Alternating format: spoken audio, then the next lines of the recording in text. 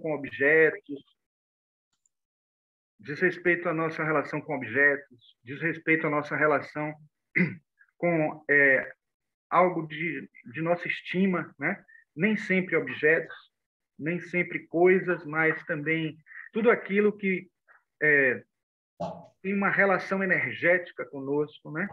Que pode nos favorecer e que pode também nos ajudar como instrumento para o nosso crescimento, como instrumento para o nosso processo evolutivo, nosso processo psicológico. Então, esse tema é justamente um tema que trabalha estas questões.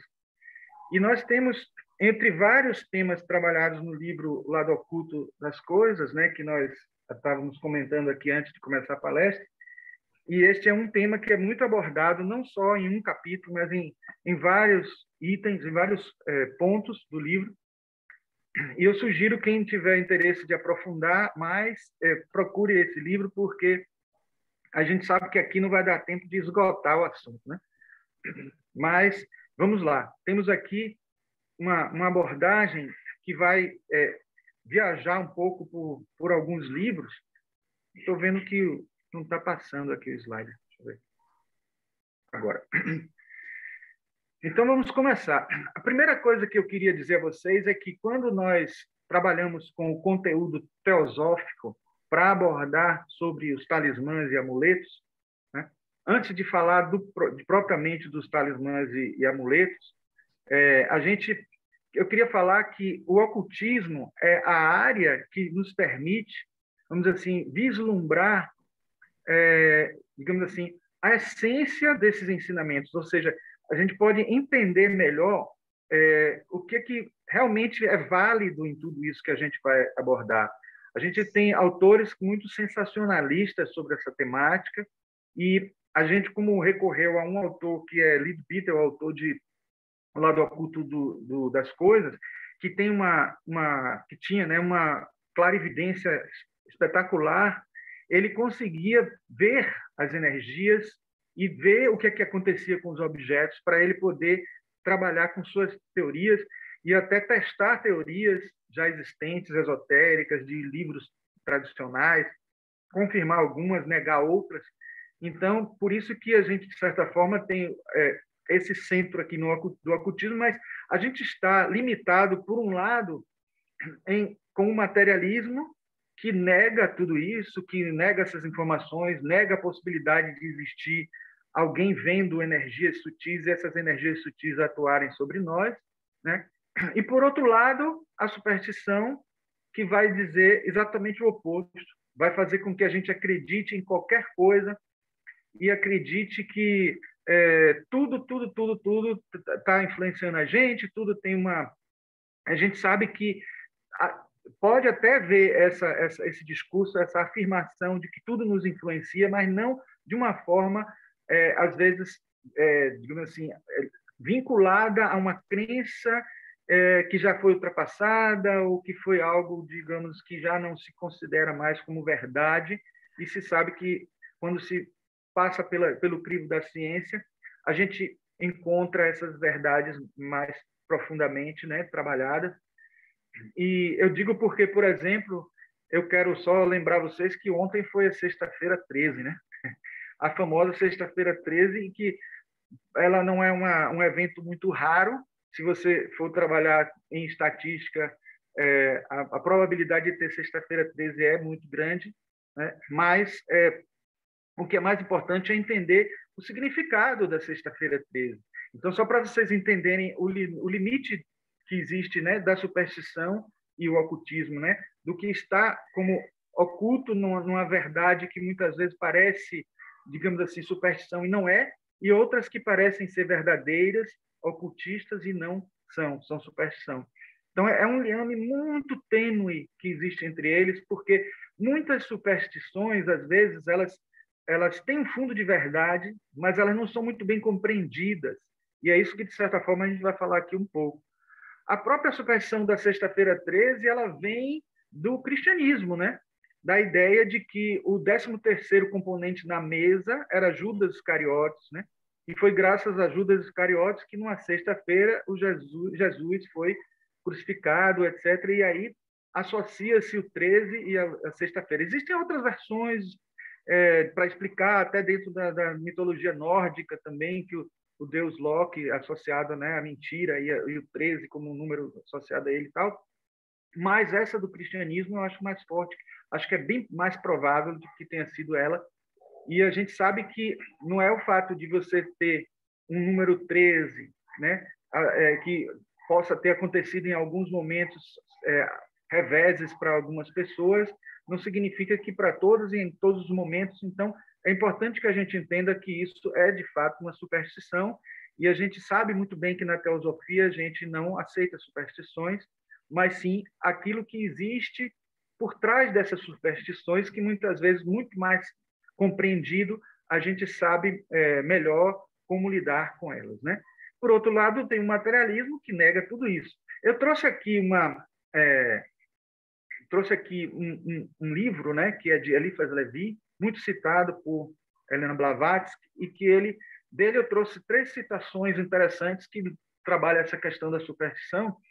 E ele diz: as superstições são formas religiosas que sobrevivem às ideias perdidas, ou seja, as ideias deixaram de ser válidas, mas a gente continua com as superstições, né? Existe um caso célebre que Arthur Clarke conta no livro dele dos mistérios. Ele tem mistério do 1º grau, mistério do 2º grau, mistério do 3º grau, dependendo de qual seja digamos assim, dificuldade daquele mistério ser explicado. Mas ele tem também o chamado mistério de 0 grau, que é uma coisa que era mistério e deixou de ser mistério.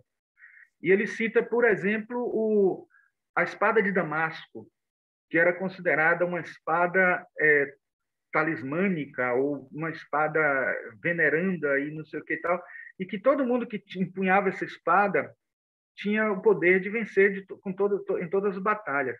Era uma espada que cortava as outras espadas. Aí depois, quando se investigou de onde vinha essa origem dessa espada de Damasco, se descobriu como era que eles faziam em Damasco.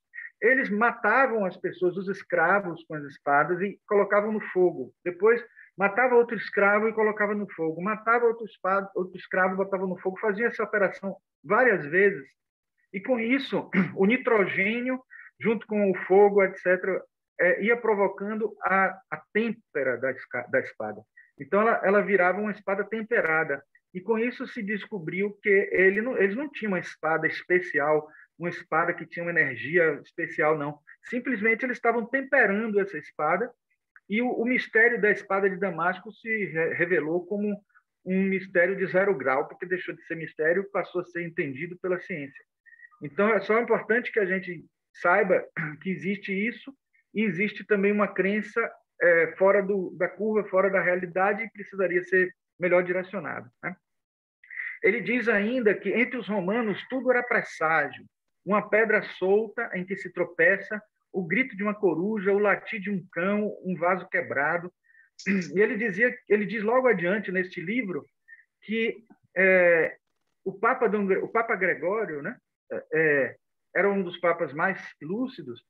Ele teve a ideia de não tirar as crenças das pessoas, dos pagãos.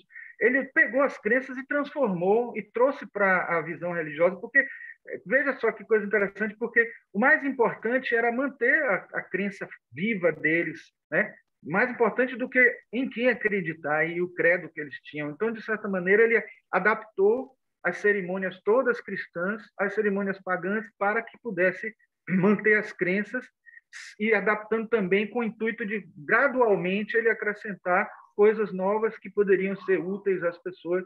Então, de certa maneira, é interessante a gente entender as origens de determinadas crenças para que a gente possa ver o que é válido e o que não é válido.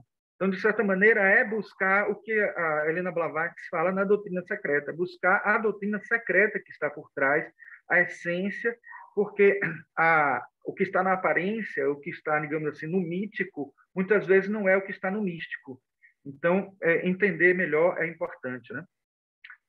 E, por último, essa citação que eu gosto, que é: a presença e o giro dos corvos anunciam cadáveres abandonados, né? o que é sempre sinistro presságio. Os corvos frequentam sempre de melhor vontade lugares de morte e de suplício.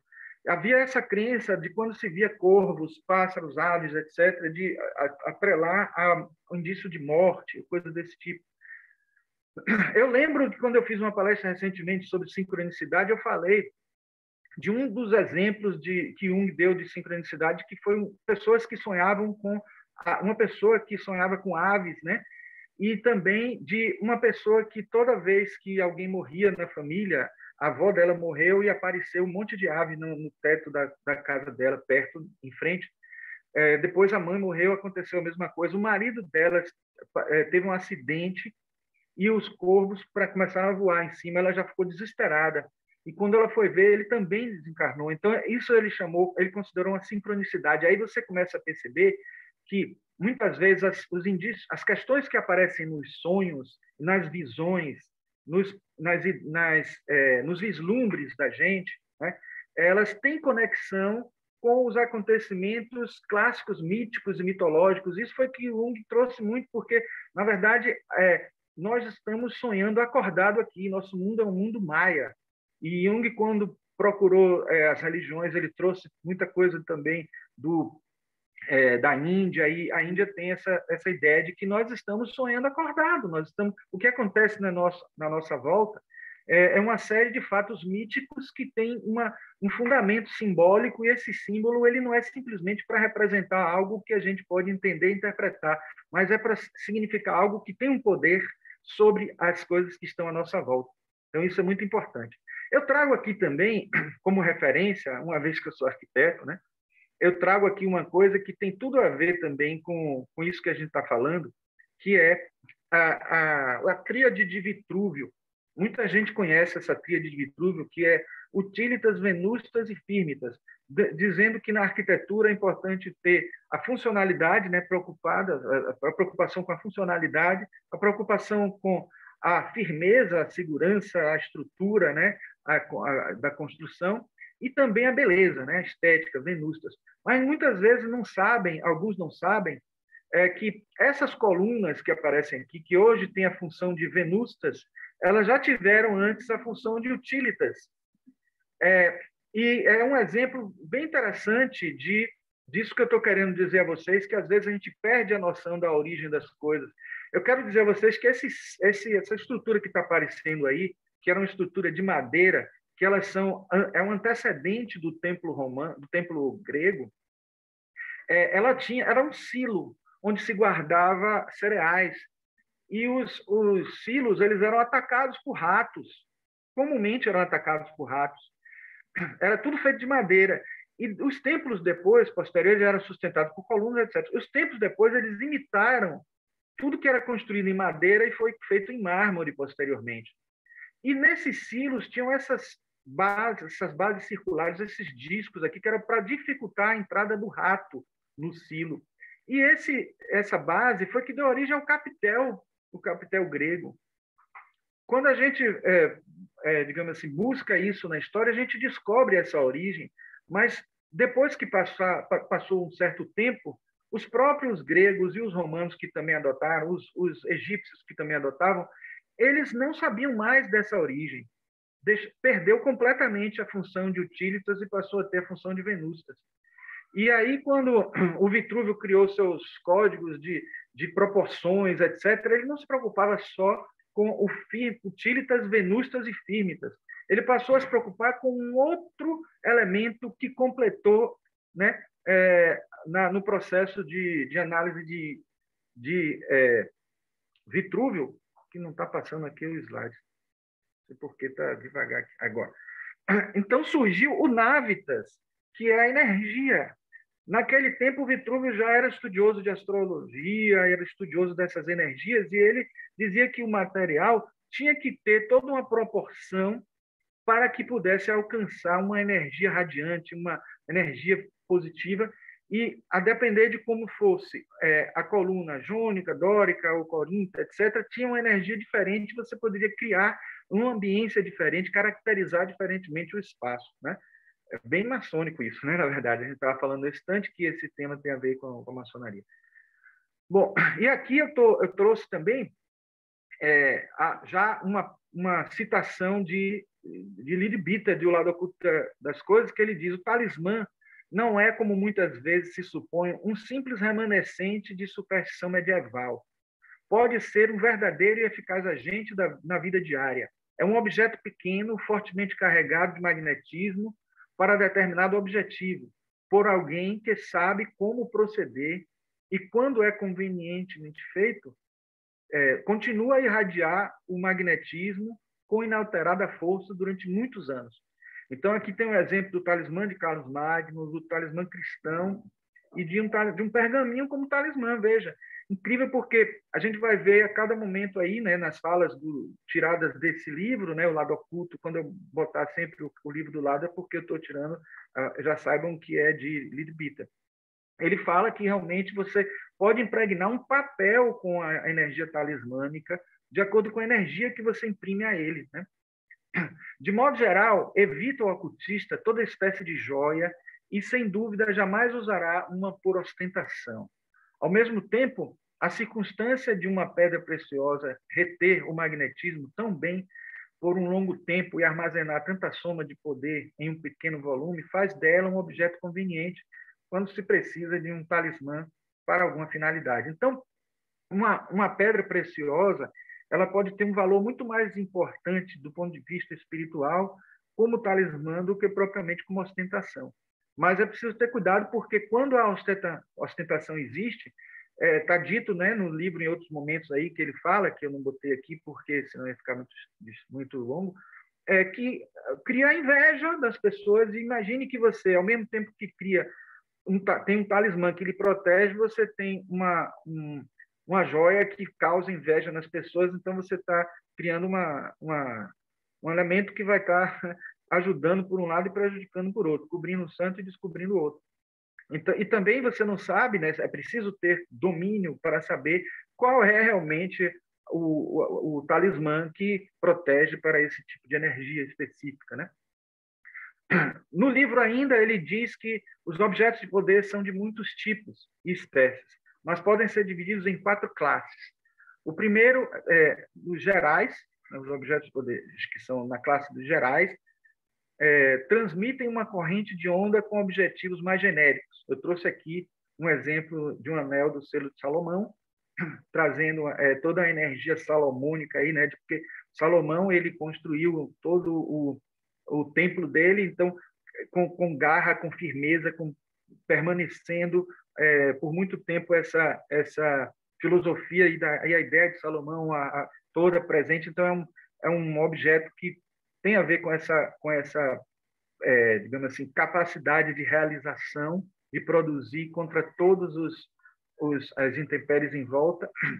E a gente tem aqui os adaptados, preparados para certas funções e para uma pessoa específica ou para um grupo de pessoas, que podem ser até mesmo cristãos, podem ser budistas, e aqui a gente tem um crucifixo que, com peculiaridades, e muitas vezes, quando ele é adaptado, ele apresenta alguns elementos, desculpe, mas acabei adiantando aqui, alguns elementos que aparecem que são peculiares da própria pessoa, né?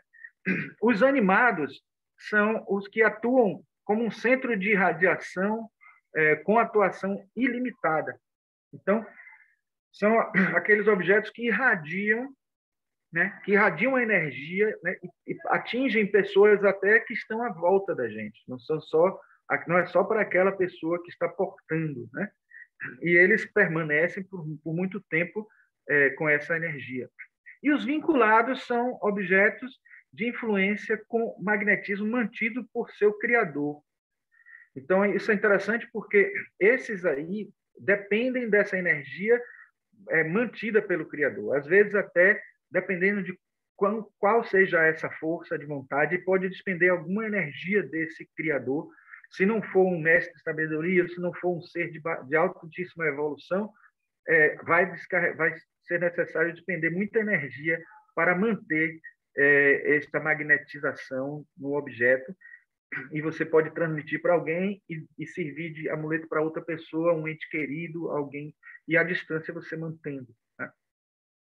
Um talismã fortemente carregado do processo do poderoso magnetismo dos pensamentos puros pode ser de inestimável ajuda para rechaçar formas de pensamento de natureza indesejável. Isso eu usei até no cartaz, porque esse é talvez o ponto-chave mostrando que como ele atua, né, de uma maneira mais genérica, ele atua sobre as formas de pensamento, produz formas de pensamento, de certa maneira, porque a gente sabe que os objetos, a gente vai ver daqui a pouco uma ilustração que esclarece até isso melhor, os objetos possuem uma aura astral, uma aura etérica, uma aura astral, e também um pouquinho da aura mental. Então, imagine que se um objeto possui uma aura mental, ele possui características celestiais, alguns deles mais, outros menos, dependendo de quanto de qual seja o seu desenho, seu simbolismo, sua irradiação, sua geometria sagrada, sua especificidade formal, né? Então, nessa energia mental, por isso que nos vários livros que tratam sobre o assunto, inclusive um que eu vou mostrar daqui a pouco, mas eu já adianto, que esse aqui, Magia dos Símbolos, ele fala que a energia que emana desses objetos as humanas que é nada mais nada menos, a gente sabe que dentro da teosofia, manas é a matéria mental, né? Essa matéria que permeia o plano mental e que pode ser irradiado por alguns objetos. Eu trouxe especificamente, apesar de a gente ter uma variedade muito grande, a gente, como eu disse, não vai poder cobrir aqui todas as variedades possíveis de formas de amuletos e de talismãs e tal, mas eu trouxe aqui a estrela de Davi e o selo de Salomão, que muita gente pensa que é a mesma coisa e não é. A estrela de Davi está associada ao rei Davi, o selo de Salomão está associado a Salomão, né, que já é da família, né, da linhagem posterior, logo em seguida, né, mas ele tem essa peculiaridade de ser dois triângulos entrelaçados, diferente da estrela de Davi, que são dois triângulos superpostos e fundidos, de certa maneira, né?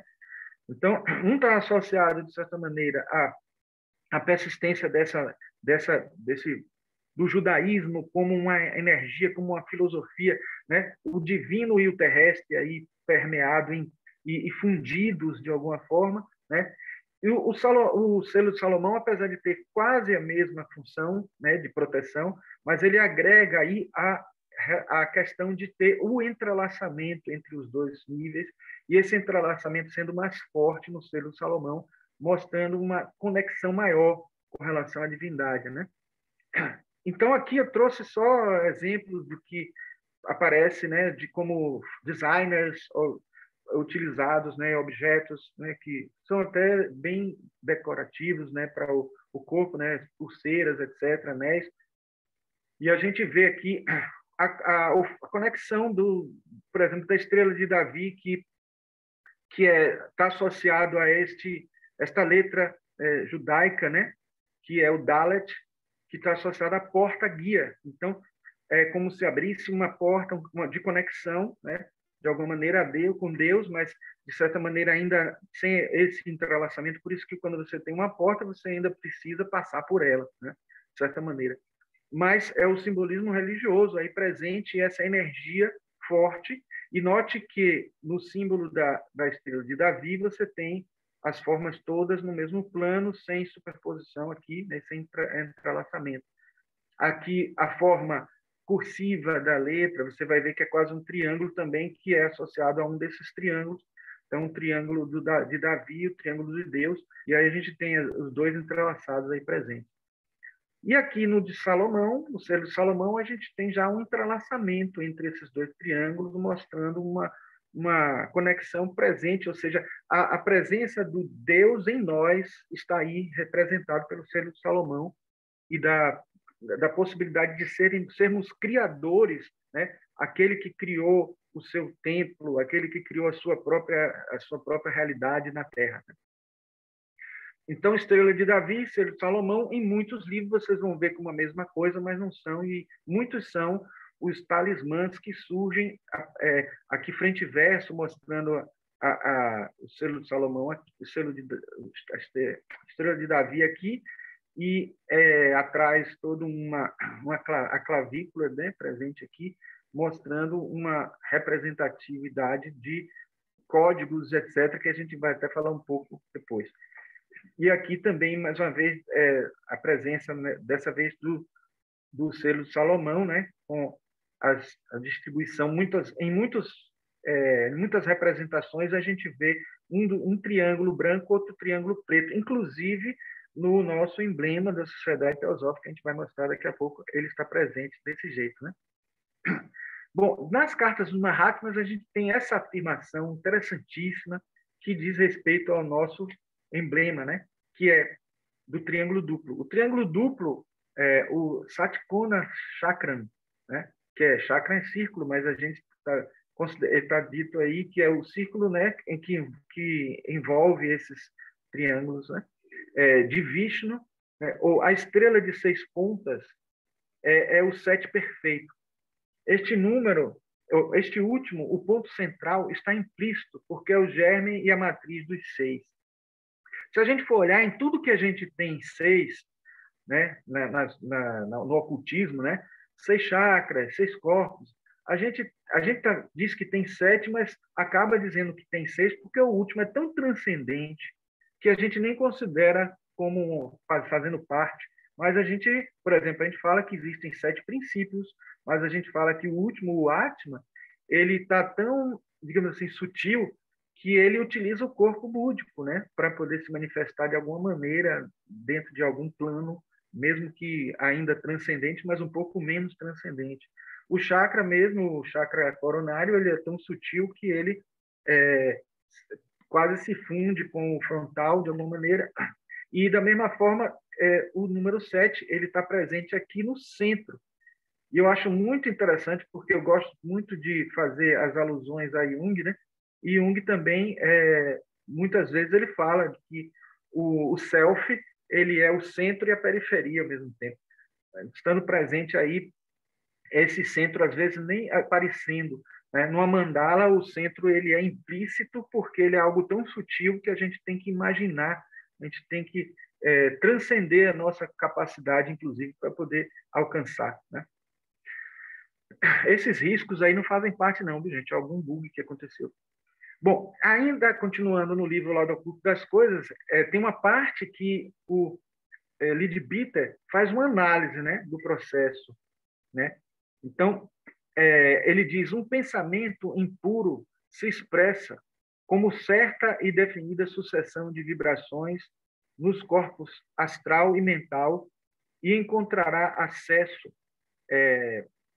nos veículos do homem somente quando estão em relativo repouso ou vibrando tão debilmente que o seu impacto pode com facilidade sobrepujar o grau de movimento existente, tomando-lhe o lugar. O talismã está intensamente carregado com um grau de oscilação exatamente oposto, e os dois não podem coexistir. Então, se existe um pensamento que vai prejudicar a pessoa, né, até a aura da pessoa, ele não é, ele na verdade está aí parecendo que é de fora, mas surgiu da própria pessoa, né? E ele está ali, na verdade eu coloquei assim fora só para dar a entender de que já está havendo uma influência do talismã impedindo que esse pensamento impuro tome conta, né, da pessoa. Tanto serve para retardar um pouco para a pessoa adquirir um certo equilíbrio, né, e consiga por si só, sem precisar do talismã, se desenvolver, como depois, né, como também para poder impedir até que ele se desenvolva e se disperse logo. Essa energia emanada do talismã acaba acontecendo esse tipo de coisa. Claro que é importante dizer a vocês que não é bom que a pessoa fique muito dependente desse talismã, desse objeto, né? Porque a gente sabe que ele vai ter que ser um dia substituído pela nossa própria condição, que eu considero sempre assim, como se fosse um andador de criança. Eu gosto sempre desse exemplo do andador de criança, eu uso para muitas coisas, porque o andador de criança ele é muito útil para a pessoa aprender, né, para a criança aprender a andar, e depois ele pode até ser prejudicial, porque a pessoa vai ficar muito dependente, como a rodinha da bicicleta também. Vai chegar um momento que a pessoa, se não tirar a rodinha da bicicleta, ela não vai aprender nunca a andar de bicicleta sem a rodinha. E aí é importante que o amuleto ele sirva como um elemento terapêutico, como um elemento, né, de apoio espiritual e tal da pessoa. Né? mas não como algo que seja que torne a pessoa dependente. Não está passando. Pronto. Os talismãs são artefatos mágicos dotados de poder. A palavra se origina de tilasman, plural de tilasmi, palavra do vocabulário árabe derivada do grego talisman, que por sua vez significa rito religioso, objeto consagrado e algo que acontece à distância também, né? Pode ser feito de diversas formas materiais e para os mais variados fins, capazes de conceder poderes e dons ao seu possuidor. A magia dos talismãs vem sendo usada há muito tempo, objetivando ajudar o homem nas mais diversas ocasiões. Então, na verdade, os mais famosos são os amuletos egípcios, amuletos e talismãs egípcios, né? Daqui a pouco a gente vai falar a diferença entre amuleto e talismã, até a própria vela, que ajuda a gente a sintonizar com a luz, objetos da cultura, por exemplo, a cigana, que vocês estão vendo as moedinhas, e figuras, né, astecas e tal, maias, e, enfim. Poxa, está muito risco aí, né, na tela, mas não sei o que aconteceu. Bom, então vamos ver qual é a diferença de talismã e amuleto. O talismã é um objeto ativo criado para alterar energias à sua volta. É necessário fixar uma forma de pensamento específica de um modo simbólico, mental, emocional, ou de um modo puramente energético. Normalmente o que deseja seja proteção, cura, prosperidade ou qualquer outra coisa que deseje em um objeto. Pode ser qualquer coisa, um anel, pingente, pedra, um desenho, qualquer coisa que você puder carregar com você ou deixar fixo em algum lugar, pode sempre, podendo sempre, destes modos, renovar ou ampliar a capacidade que esse talismã possui, ou algum amuleto também que já tenha. Então, é importante entender que alguns objetos já têm mais facilidade de acumular essas energias, outros precisam de muita, digamos assim, força de vontade para que seja impregnado ali, né, aquela energia. Alguns podem permanecer mais tempo, né, e já combinar com a característica particular que o objeto já tenha, né, a energia que está sendo consagrada ali pela pessoa que é dona dela, né. Aí eu trouxe aqui o exemplo do Anel Atlântico, muito famoso, tal, alguns pingentes relacionados aos chakras, aqui o crucifixo que eu mostrei nesse instante, uma pedra tradicional indígena, aqui o Muiractã, e aqui figuras astecas e tal. E aqui a letra Fi, que eu trouxe aqui só para ilustrar a vocês que, por exemplo, existem experiências radiestésicas muito interessantes, mostrando que a letra grega Fi ela tem uma irradiação muito boa. Se você pega ela, inverte os círculos para fora, quebrando ele, ela já tem uma energia não muito boa. E foi feita muita experiência sobre isso. Até tem um clássico, uma clássica experiência feita com caninos, né? Colocando essa letra Fi dentro de canis e cachorros que ficam latindo a noite inteira por causa dessa irradiação que acontece, né? Quando a letra Fi é feita, colocada ao contrário. E quando ela é colocada desse jeito que está aí, a irradiação é benéfica e o cachorro para de latir. A palavra amuleto deriva do latim amuletum, que significa método de defesa.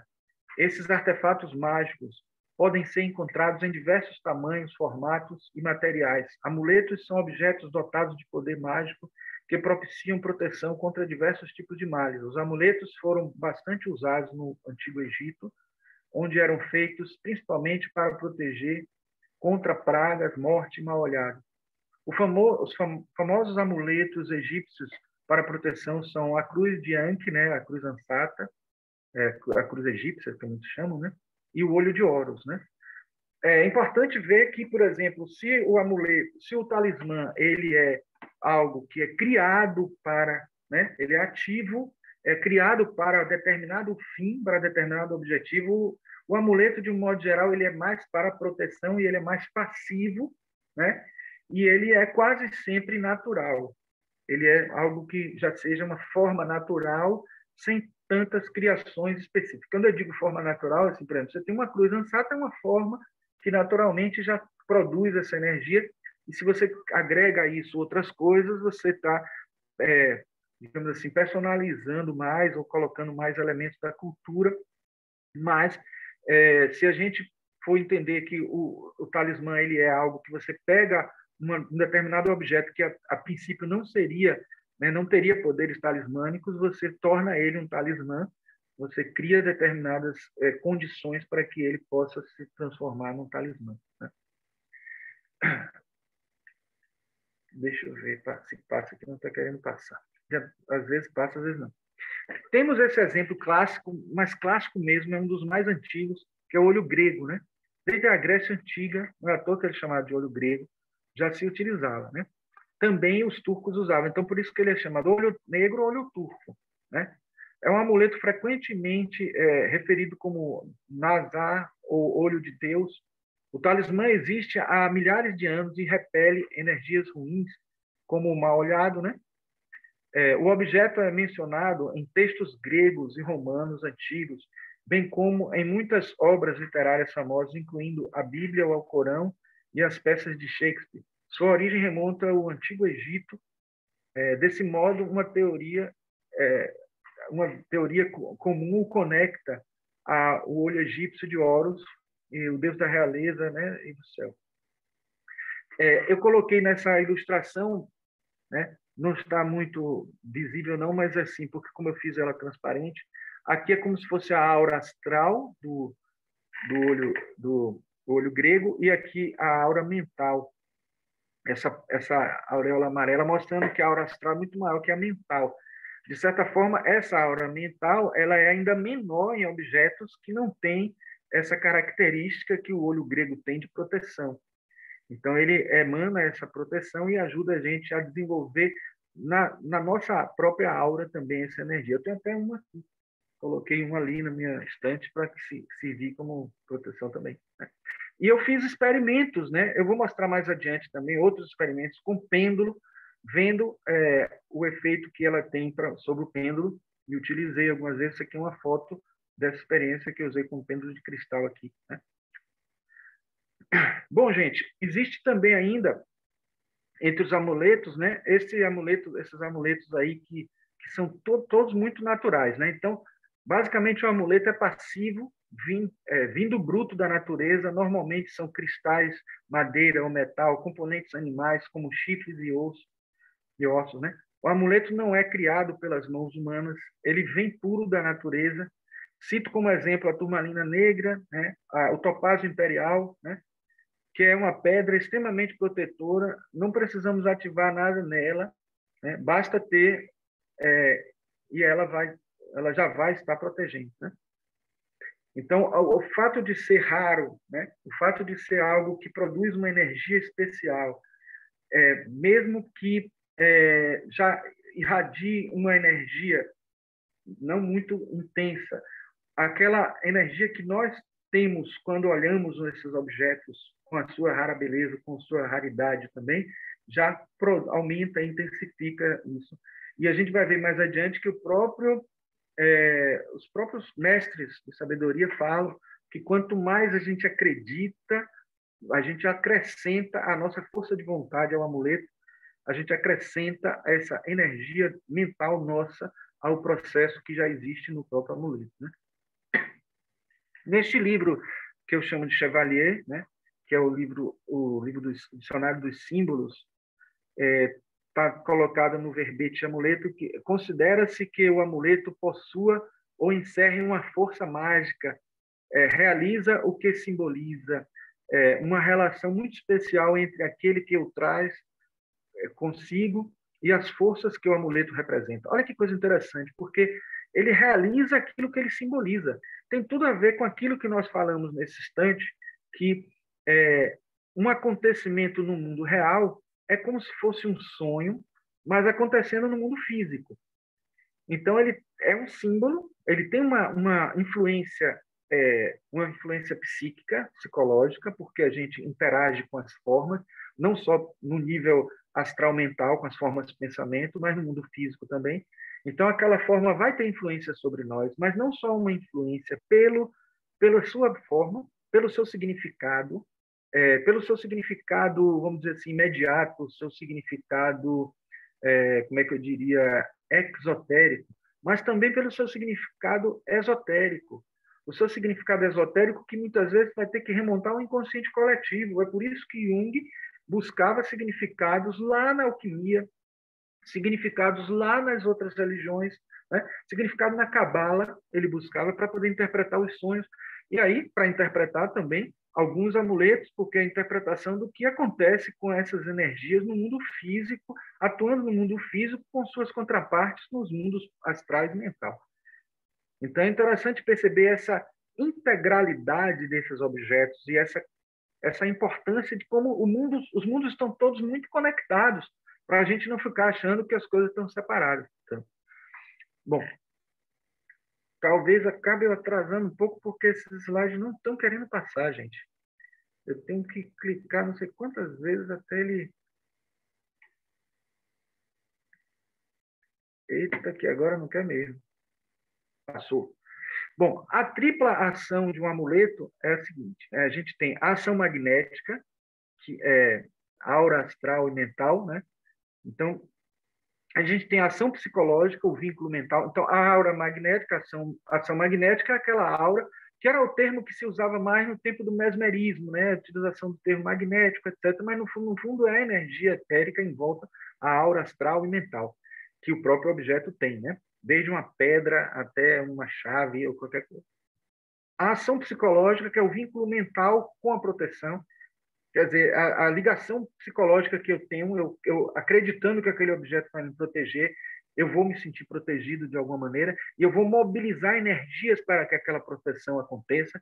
Leadbeater conta um caso, né, de uma pessoa que se sentia protegida com o seu objeto e, por conta de se sentir protegida, manteve a calma, a tranquilidade e acabou conseguindo passar por situações que poderiam ser vexatórias se ela ficasse nervosa, mas não ficou por conta da segurança que tinha com aquele objeto. Então, a ação psicológica não é inegável.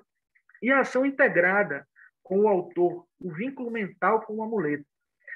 Repare que um é vínculo mental com a proteção, o outro é o vínculo mental com o amuleto.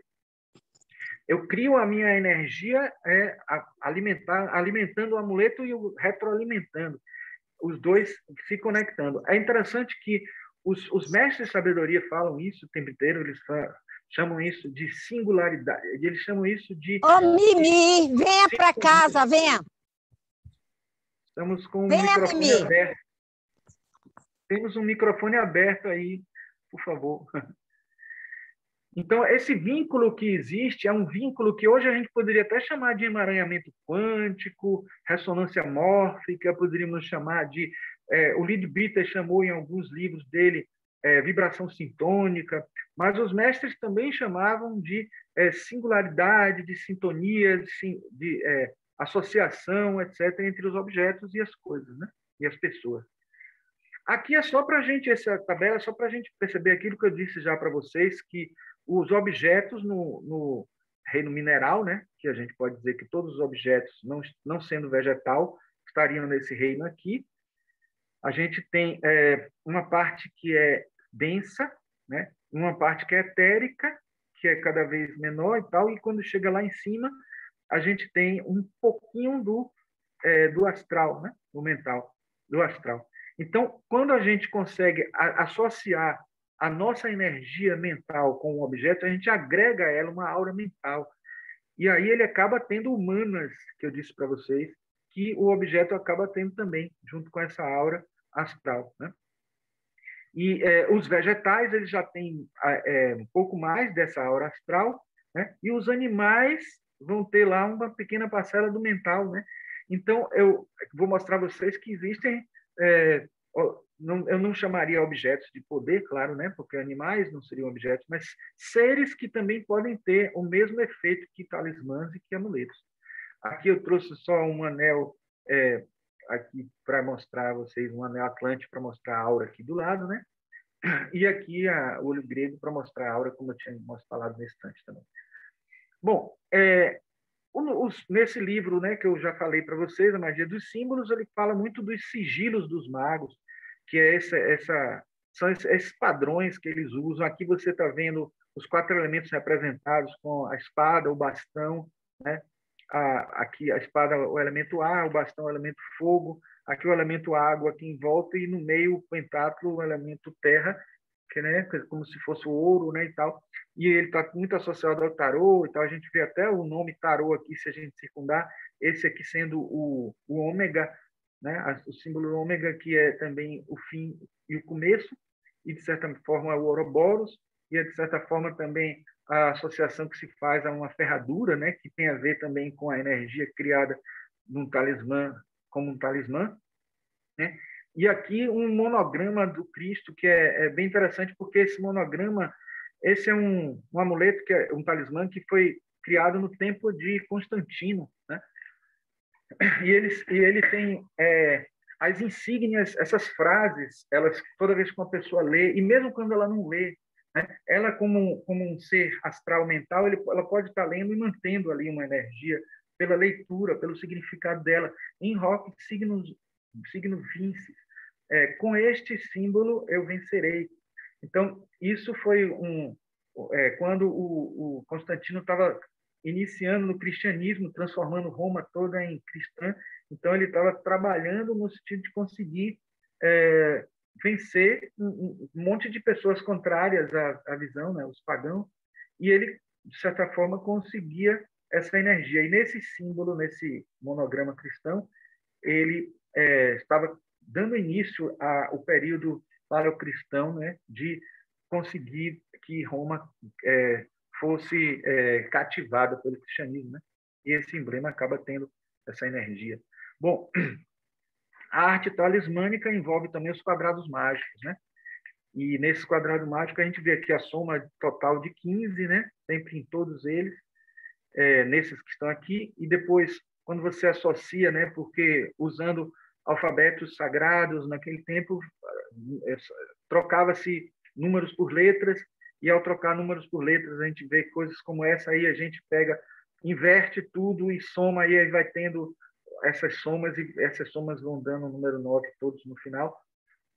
Mas o que é importante aqui é a gente ver que, por exemplo, tem sempre associação com os números e as associações, né, de significado presente neles, né? Os desenhos que se formam com os conjuntos, você vê aqui, ó, dentro dessa estrutura, a gente vai ver os números, né, na sequência 1, 2 e 3, fazendo esse triângulo assim, né? E depois o triângulo contrário. Então, aqui você já vê aqui o selo de a estrela de Davi presente aqui, né?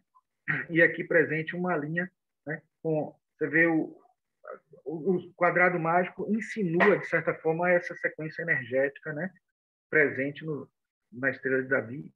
E aqui a gente encontra também um quadrado mágico famoso, que é esse quadrado que foi encontrado em alguns túmulos do passado, mas coisa antiga mesmo, desde o tempo de Roma, da Grécia Antiga, etc. E em vários locais a gente encontrava, e vários autores tentam traduzir de maneira diferente esse quadrado mágico. Se você olhar por todas as direções, ele vai ter a mesma sequência: Sato, Arepo, Tenet, Opera, Rotas, Sato, Arepo, Tenet, Opera, Rotas. Por aqui também Sato, Arepo, Tenet, Opera, Rotas. Então você tem de todas as possibilidades de ler, você vai encontrar.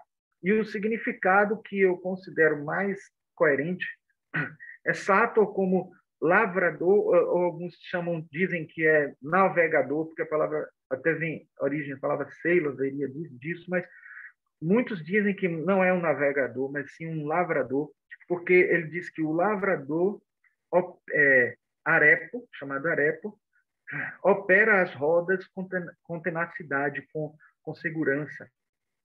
E, de certa forma, aí está mostrando essa energia de segurança, de força, de poder. Recentemente teve até um filme de Christopher Nolan que ele chamou Tenet, e ele, a cada momento, uma palavra dessa era citada várias vezes: Sato, depois Arepo, depois Tenet. Enfim, o filme tinha uma doutrina secreta por trás. Só quem conhecia esse quadrado mágico sabia que estava por trás do roteiro do filme. Bom, é interessante a gente ver essas conexões, né? e o slide não quer passar, de jeito nenhum, não sei o que está vendo. Pronto. Então, é importante entender que o alfabeto hebraico ele é um alfabeto que está presente em muitas desses objetos sagrados, né? E a gente vê que interessante que o alfabeto hebraico ele é todo baseado na estrela de Davi, né? Cada letra do alfabeto hebraico tem um trechinho, é um trechinho da estrela de Davi, e, de certa maneira, compõe o conjunto. Quando você escreve alguma frase, você está ali mostrando a energia que está sendo impressa, não só pela sonoridade ao ler, o significado ao entender, mas também a energia pela forma, pela geometria das letras e tudo mais. Então, é importante nessas horas. Eu sugiro que vocês leiam esse livro é muito interessante. Talvez não tenham muitos livros, são muito poucos os livros sobre talismãs e amuletos, e esse é muito interessante porque ele mostra a arte talismânica mesmo, com as formas. Essas ilustrações eu tirei do livro. Ele, inclusive, traz vários alfabetos. Por exemplo, esse aqui é um alfabeto de Cagliostro, né? Aqui o alfabeto de Paracelso. E ele coloca um asteriscozinho nos alfabetos. Ele mostra vários alfabetos sagrados, várias escritas sagradas, e ele coloca um asterisco para mostrar aquelas que são mais usadas nos amuletos. E é interessante ver como elas têm uma plasticidade, como elas têm um efeito, e com certeza elas podem formar palavras que a gente queira dentro da linguagem, do visual, né, da estética, da poética que a gente decida, né, geometricamente falando. Aqui ele termina com um quadro mostrando alguns comparativos, tanto das letras que têm contrapartes, né, associando uma à outra, e também os números, né, na grafia moderna, né. E aí mais algumas ilustrações mostrando, né, o tetragramatron, aqui mostrando como ele faz uma alusão ao 0, 1, o 2, o 3, o 4. Esses números ele fala, por exemplo, que o 0 e 1 é sempre o vazio e a plenitude. É como se fosse a eternidade e o tempo. E, por exemplo, o 1 e o 2, o ativo e o passivo, o yin e o yang, o yang e yin, no caso, né? E aí ele diz, quando você junta o 1 com o 2, o ativo e o passivo, a gente tem o 12, tanto no visual, né, na conexão visual, como também você, quando tem 3 vezes 4, a gente vai ter o 12, enfim, o 10 mais o 2 vai ter o 12 também, enfim, as várias conexões entre os números. E ele ainda diz o seguinte, aliás, ele diz algo, ele coloca uma citação de Eliphas Levi, dizendo que quando você tiver dificuldade para entender determinada figura talismânica ou determinado símbolo, procure os números presentes nele.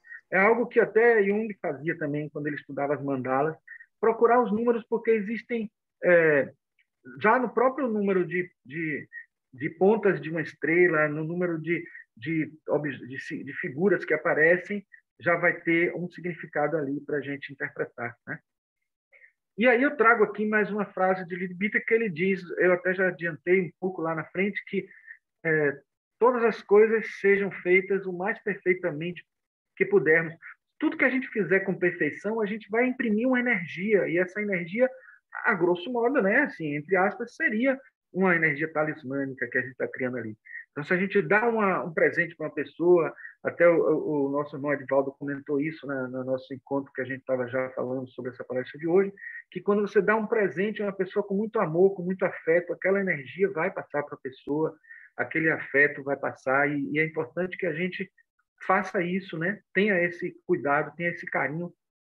E quando a gente comuniquemos, ele diz assim também, comuniquemos magnetismo à carta que estamos escrevendo e façamos dela um talismã. Hoje em dia a gente não escreve tanta carta, manda mais mensagem no WhatsApp. Então a gente precisa, de certa maneira, transmitir com um caminho mais, digamos assim, sutil do que o do objeto. Mas lembrando ainda a minha origem profissional, eu trouxe aqui também que as catedrais elas são verdadeiros, digamos assim, repositórios de talismãs, né? Em cada pedra. Está dito aqui, né, que Leadbeater fala, os homens rezavam ao construir nossas grandes catedrais e colocavam cada pedra como se estivesse depositando uma oferenda no altar. quando esse era o espírito da obra, cada uma das pedras se convertia em um verdadeiro talismã. Oh, desculpa, eu acabei passando. Um verdadeiro talismã, carregado com a reverência e a devoção do construtor e capaz de irradiar idênticas ondas de sentimentos sobre os outros, tanto quanto as que despertavam em si próprios. Fora o fato de que os vitrais, né, que a gente vai mostrar aqui daqui a pouco, os vitrais das catedrais, eles também eram como se fosse a Bíblia dos pobres, né? Pessoas que não tinham condições de comprar uma Bíblia, elas viam nos vitrais as passagens e aprendiam os ensinamentos que estavam ali presentes, né? E a gente sabe também que os que têm capacidade de psicometria pega numa pedra dessa e sente a energia, a vibração, não só com energias positivas, como as energias mais carregadas, né? A luz do sol jorrando através dos miríficos vitrais daquelas janelas medievais traz consigo um esplendor que não pertence totalmente ao mundo físico, pois os hábeis artífices que construíram esses maravilhosos mosaicos o fizeram inspirados pelo amor a Deus e para a maior glória de seus santos, e, portanto, cada fragmento de vidro é também um talismã. Eu lembro também que já falei isso em outras vezes, quando eu falei sobre mandalas, que no período que é dito Idade das Trevas, né, foi que surgiu a arquitetura gótica e a arquitetura românica, duas formas de arquitetura que geraram a rosácea, que é essa rosa que fica em cima do coro da igreja. Quando no período medieval, o coro deixou de ser do lado do altar, passou a ser em cima da entrada. E ao ficar em cima da entrada, você precisava, as pessoas que tocavam piano, liam as partituras, tinham que ter luz. Aí criaram a rosácea. E essa rosácea, quando o padre está celebrando a missa, é o que ele vê na frente dele, é como se ele tivesse com uma mandala que vai estar alimentando a energia dele ali, inspirando ele com a harmonia do universo, com aquelas formas belíssimas. Então, de certa forma, isso também está sendo importante nesse processo. Leadbeater cita também um tipo de semente, né, que é essa, né? Há exemplos positivos de magnetismo dessa espécie também no reino vegetal, como no caso dos grãos de Rudraksha, né? É típica da Índia, né? Que comumente se fazem colares na Índia. As vibrações que eles correspondem especialmente quando são pequenos e pouco desenvolvidos, os tornam particularmente apropriados à magnetização, sempre que se faz mistério, um pensamento ou meditação de ordem elevada, que sejam ausentes todas as influências perturbadoras. Então, eu descobri na internet essas variações todas aqui de Rudraksha, e até com essas terminologias aqui, cada uma associada a uma energia diferente e a um tipo de influência energética para nós. Isso já foi estudado pelos indianos, provavelmente alguns videntes, que aí temos aqui colares feitos de Rudraksha, que são os chamados japamalas, né?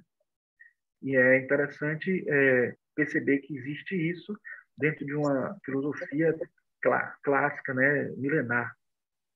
A planta de Tulsi, né, que é o manjericão sagrado, também conhecida como rainha das ervas, Ocimum sanctum, é muito apreciada pelos indianos devido ao seu efeito calmante e capacidade de promover o bem-estar. É usado como chá, é usado também como amuleto para acalmar, para tornar a pessoa mais tranquila.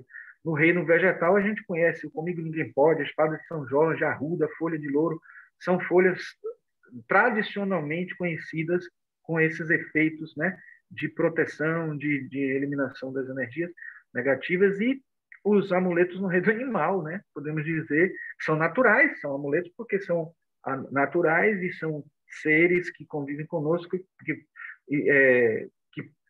já existe hoje a chamada terapia assistida por animais e que conseguem justamente ajudar no processo terapêutico com a energia e com assim, o carisma que eles têm conosco. Tudo. A água benta é um outro exemplo. Na água benta, o elemento mesmérico entra muito fortemente.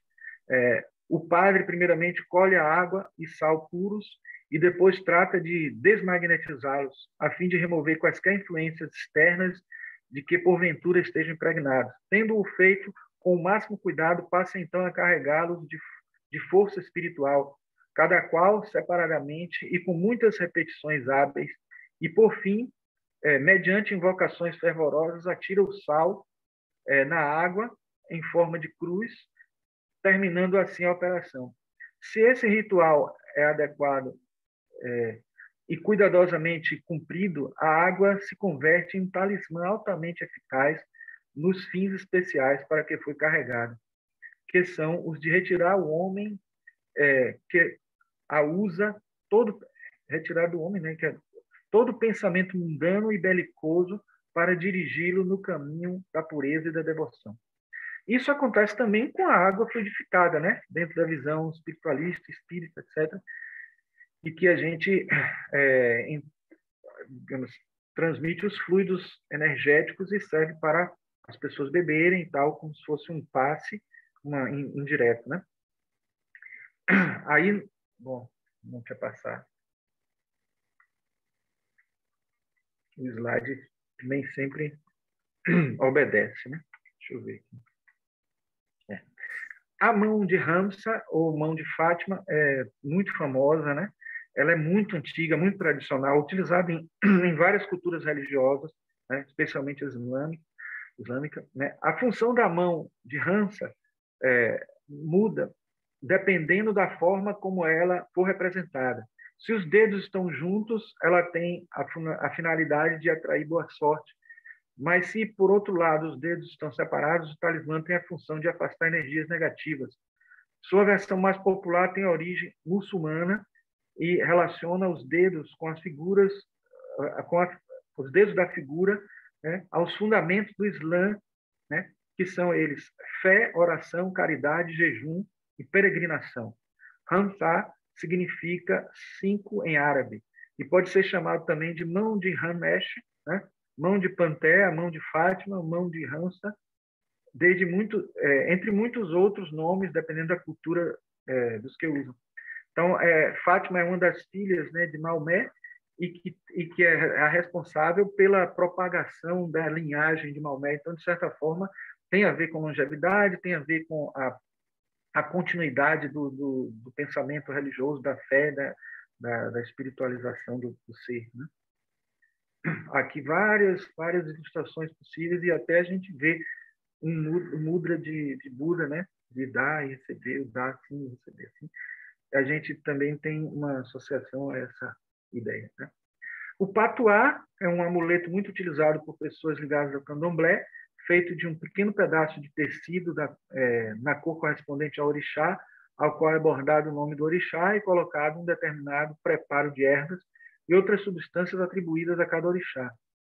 A pessoa utiliza o patuá especificamente do orixá no bolso da sua vestimenta, dentro de carteiras de cédulas, bolsa, para obter proteção e sorte do seu orixá. No culto aos egunguns, né, esse amuleto é chamado de breve. Não é considerado macumba, mas sim um talismã da sorte. Os mandingas, né, de origem africana, carregavam no peito um cordão com um pedaço de couro com inscrições de trechos do Alcorão. Eles eram muçulmanos, os negros de outra etnia denominavam esse objeto de patuá, daí o nome que foi utilizado, né? Então, são objetos que têm conexão conosco, que fazem a gente ligar, que até a gente usa em radiestesia, chama de testemunhos, né? Que ajudam a gente a alimentar essa energia e estimular essa energia, né, na nossa aura. Né? As mandalas também funcionam como talismã e como terapia, né? Tanto na visualização delas, na criação delas, como na emanação que elas produzem, né? A própria forma geométrica, eu fiz aqui o experimento, mostrei a vocês já, tal, com o olho grego. E tem uma coisa importante para dizer a vocês, que é a desmagnetização. A fabricação de um amuleto é comparável à gravação de uma inscrição e à escolha do tipo exato de matéria correspondente à obtenção de uma superfície perfeita na qual se possa escrever. O principiante, para quem isso não é possível, escreverá com mais dificuldade e menos perfeição sobre a primeira superfície que se dispuser. A dificuldade que inicialmente irá encontrar é que a sua folha não será realmente uma folha em branco. O papel já contém uma inscrição que é preciso apagar antes de poder escrever outra. Em outras palavras, antes de você magnetizar um amuleto ou um talismã, você precisa desmagnetizar, tirar a energia que ele tinha antes. Né? Isso a gente faz em Feng Shui também, que a gente quer criar uma energia favorável na casa da pessoa, trazendo os elementos que precisam existir, né? Terra, fogo, água. Em cada parte da casa, a gente precisa antes tirar a energia que já está impregnada em vários pontos, para que a gente possa ter com toda a força, com todo o poderio que a energia pode trazer, né? É, influenciar naquele material, naquele. Então é importante a gente perceber isso, que antes de magnetizar temos que desmagnetizar, né? Fazer como a desintoxicação, né? Que existe, né? Dentro da medicina tradicional. Então, alguns exemplos são magnetização pelo som, usando tibelas tibetanas, sinetazinha de meditação, magnetização pelo odor, né? Eu tenho utilizado muito ultimamente, né? Não só com incensos, mas eu tenho utilizado incenso para trazer odor para os livros, né? Deixo os livros dentro em armários com incenso, e aí quando a gente vai ler o livro, ele está com aquele cheirinho, né? De novo e tal. Como também de palo santo, usando palo santo, que são alguns esses elementos aqui, né? Que são queimados e que dão um odor maravilhoso. E também odorizantes, né? Vaporizadores, né? Um vaporizador, isso aí é uma fala até de Limbita, é um método de distribuição magnética ainda mais eficaz que o incenso. E eu tenho percebido isso, né? Porque ele, inclusive, ele é mais sutil. O incenso vem com uma fumaça que é muito densa, né? O vaporizador é um vapor mais, digamos assim, sutil, né? Quase um gás, né? Indolor e inodoro, quer dizer, não é indolor, mas ele é muito mais leve, né? Se o estudante empregar água de rosas em lugar de água comum, o seu trabalho estará consideravelmente facilitado. Então, é interessante ver que os odores têm também funções importantes e é interessante a gente fazer esse teste. Eu até fiz o teste com radiestesia também, utilizando um pêndulo grego, né? Desculpa, um pêndulo egípcio, para analisar aqui o vaporizador em ação, né? Emitindo aqui já o odor, e aqui o próprio óleo essencial, antes de ser colocado para vaporizar, eu coloquei e fiz os testes para ver a energia que ele carrega, né, presente, mesmo que parado dentro do frasquinho, ele já traz emanações interessantes. Aqui são algumas sugestões bibliográficas importantes, porque não são muitos os livros e não são tantos confiáveis, muitos deles. Então, esse livro aqui está em inglês, que é de amuletos egípcios e de magia egípcia. Na verdade, a gente prefere até utilizar ocultismo prático em vez de magia, porque o termo magia acaba sendo associado muito, né? A gente sabe que tem magia branca, né? Então, isso tudo que a gente está falando é dentro do conteúdo de magia branca, né? Tem esse de Ernesto Botzano, famoso, né, autor espírita, né, que é Gemas, Amuletos e Talismãs, muito interessante esse livro. Esse de Jean-Pierre Bayard, que é Os Talismãs, né, Psicologia e Poderes dos Símbolos de Proteção. E aqui esses outros 3 livros que eu só tenho em PDF, né, que estão com uma capa assim meio ruimzinha, né, de Maria Helena Farelli, O Livro dos Amuletos dos Talismãs, esse de Jolono, né? O Livro dos Amuletos e Talismãs também, o mesmo título. E esse outro de Molina, né? Amuletos e Talismãs para Todos os Fins. Acha-se fácil em PDF na internet, mas e são até raros até de conseguir em selos, né? Eu encerraria com essa frase tirada, aliás, essa e uma outra que vem depois, né, de Cartas do Mahatma, no volume 2, na carta 130, né? Os talismãs que lhe foram dados também irá ajudá-lo poderosamente se você mantiver íntegra sua confiança neles e em nós. Fica para a gente a curiosidade que talismãs seriam esses, mas a gente tem uma suposição numa carta, em duas cartas anteriores, que pode ser um cachozinho, não está muito bem representado isso aqui não, mas um cacho, uma mecha, um cacho de cabelo do próprio mestre, que foi utilizado por muitos, né? Inclusive, foi uma dica de Fernando Gaspar, fui procurar essas informações, né? Que o Olcott usava, né? Essa mecha, e provavelmente também o Sinet recebeu, porque ele está dizendo aí, essa carta é dirigida a ele. E nessa outra carta, né? Que é a carta 111, né? Que é nas três publicações originais, é a carta número 59, a posse de um cacho de cabelo de qualquer adepto é naturalmente uma clara vantagem, assim como uma espada com metal melhor temperado é a vantagem para um soldado em batalha. Eu falei para vocês da espada de Damasco, e essa é a espada de Damasco. Mas à medida que sua ajuda real para o curador psíquico estará determinada pelo grau de força de vontade que ele mobilizará em si mesmo e pelo grau de pureza psíquica que ele tiver em sua motivação. O talismã e Bud do curador estão em simpatia, em emaranhamento, em conexão, em ligação, em vibração sintônica. Né? Então, é interessante entender que o Leadbeater fala várias vezes que, em geral, o talismã atua muito mais no plano mental, no plano astral, no plano físico, etérico e denso. Mas é possível atuar no plano búdico, desde que haja uma conexão com esse búdico. Repare que no búdico a gente tem a gente tem o inconsciente coletivo, né? Os arquétipos e tal estão ali, e de certa maneira todo o simbolismo vem de lá, todo o simbolismo associado a esses. Então essa é uma busca de sintonizar, de criar esse emaranhamento, essa simpatia, esse estado singleto de singularidade entre os dois planos, né? Associando o objeto ao plano búdico. Então é interessante criar tudo isso. Então, gente, no fundo, acho que vocês entenderam que qualquer coisa que você tenha pode virar um amuleto, desde que você imprima a energia sobre ela, crie faça com que a sua natureza psíquica seja impulsionada, né?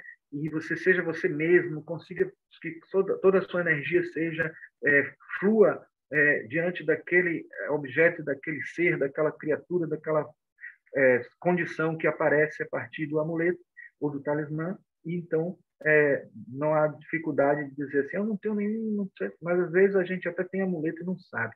Né? A criança, desde pequenininha, quando tem um bonequinho abraçado debaixo do braço ali, aquilo é um amuleto. A gente, quando tem uma coisa que a gente gosta muito, né? Até um livro que a gente gosta muito, aquele livro está trazendo benefícios muito grandes pelo conteúdo dele, mas também pela energia. Quantos e quantos livros, quando eu começo a ler, eu sinto a energia que está ali presente, até de outras pessoas que leram e que fica, de alguma forma, em um outro nível presente aquele conteúdo, né, em uma outra esfera kástica, né, em que você acaba sentindo aquela emanação. Então, gente, era isso que eu queria falar com vocês. E agora vamos ao nosso bate-papo em cima do que foi falado.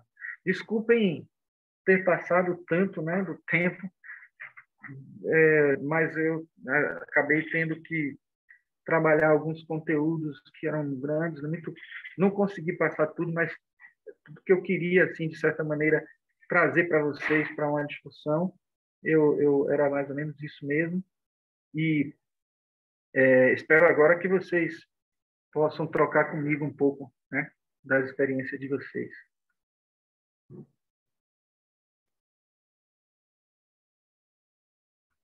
Parabéns, Marcos, mais uma vez. Muito Obrigado. bom mesmo. Olha quanta coisa aí, né? A gente pôde ver que já até utilizamos, mas não damos a importância. E daqui para frente, né, vamos ter mais, né, mais consciência do efeito que pode tudo isso acontecer. Gratidão também, Marcos. Valeu aí. Eu agradeço a oportunidade de trocar com vocês.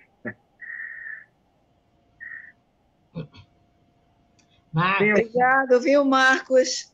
Adorei. Obrigado, Aline. Foi muito legal. Você, como sempre, faz uma pesquisa muito boa, não é? E trouxe um universo assim muito incrível para a gente. Gostei demais. Parabéns. Obrigado. Tive uma dificuldade de passar os slides aí que estavam travando, parando, não sei o que foi que houve. Talvez demorou um pouquinho. Oi, Diga, Marcos. Cristina. Olha, muito obrigada. Uma palestra muito legal, muito interessante. E para mim foi ótimo, porque daí eu, na verdade, até pela minha formação, nunca dei muita confiança assim.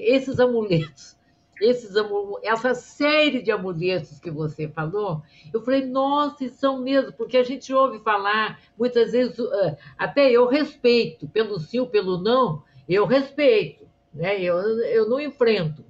Mas também nunca dei muita bola, você está entendendo? Por exemplo, esses amuletos da Comigo Ninguém Pode, Espada de São Jorge, isso é uma coisa popular que todo mundo faz, e eu realmente nunca dei muita importância. Então, eu gostei muito exatamente dessas explicações que você deu, quer dizer, daí a fundamentação, né? Por que, que essas coisas são amuletos? E essa ligação que você fez no final, inclusive, quer dizer, da nossa, vamos dizer assim, da nossa consciência pragmática e de uma consciência no outro nível, conectado com outro nível, né, das realidades, das realidades. Achei muito legal, muito boa. Olha, muito obrigada. Agora eu queria saber outra coisa que eu estava também pensando.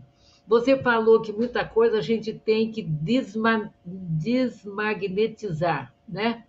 E Isso. daí eu queria saber como é, tem alguma prática, ou para cada uma coisa é necessário uma forma de desmagnetização. Tem assim? Então, uma das coisas importantes que Leadbeater fala no livro dele é que a prática talismânica é uma arte. É como alguém que, por exemplo, vai fazer um artesanato, tem aqueles que fazem já com muito mais prática, mais conhecimento, outras que precisam aprender e desenvolver. Existe mestre e discípulo também nessa área. O mestre que ensina a arte talismânica, etc. Agora, essas tarefas de você magnetizar com a sua própria energia determinado objeto é muito simples, porque é você impor a mão. Ele fala, inclusive, assim, você coloca a mão em volta, né, com a seu magnetismo, sua energia. Então, você tem um primeiro momento de desmagnetizar. Na sua mente, você está ali liberando a energia, você visualiza a energia de libertação mesmo, de sair as energias que estão ali. E depois de fazer isso intensamente, você faz o contrário, que é de imprimir a energia naquele objeto que você quer, a energia que você quer. Né? Porque, de certa forma, quem domina, quem estuda aqueles livros dele, né, e estuda as cores, você pode até mentalizar as cores que você quer que aquele objeto esteja magnetizado. Então, por exemplo, se você quer de devoção, você sabe que a cor azul violácea é associada à devoção. Então, você vai impregnar aquela energia, aquele objeto dessa cor, você mentaliza a cor azul violácea, respira fundo, emite aquela energia para o objeto e, durante muito tempo, aquele objeto vai estar carregado com aquela energia, né? Então, é interessante isso. Até conversando com o nosso irmão, o Paulo Câncio, né, essa semana, a gente conversou um pouco no WhatsApp sobre cromoterapia. E eu lembrei de um tempo que a gente trabalhou com isso, né, que ele perguntava assim, que ele estava estudando muito sobre essa questão, né, de cores, na aura, etc., e perguntando como é que a gente consegue saber que energia a gente precisa para determinada situação na aura e tal. Se você domina, estuda aquelas coisas que o Bitter traz, aquelas tabelas e tudo, já ajuda muito. Mas é importante também a gente perceber que, às vezes, isso acontece naturalmente. Se a gente, por exemplo, respira fundo e mentaliza que está sendo, digamos assim, banhado por uma energia favorável a gente, vai vir a cor que a gente precisa.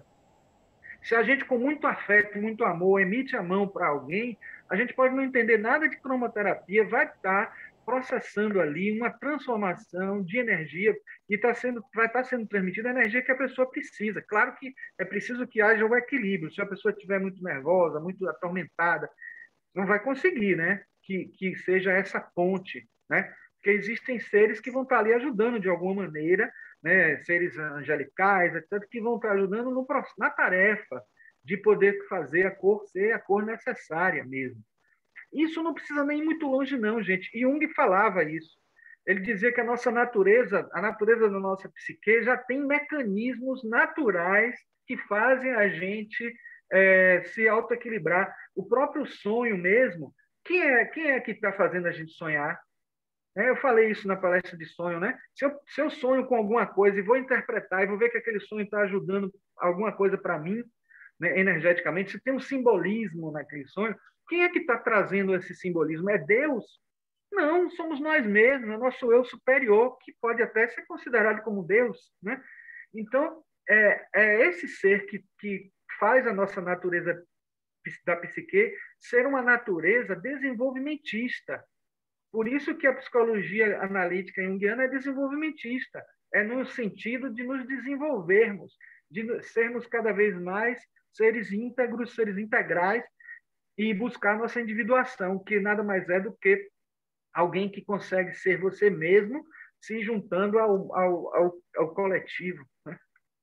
Marcos, me diga uma coisa, você acha que uma oração de proteção também pode ser um talismã?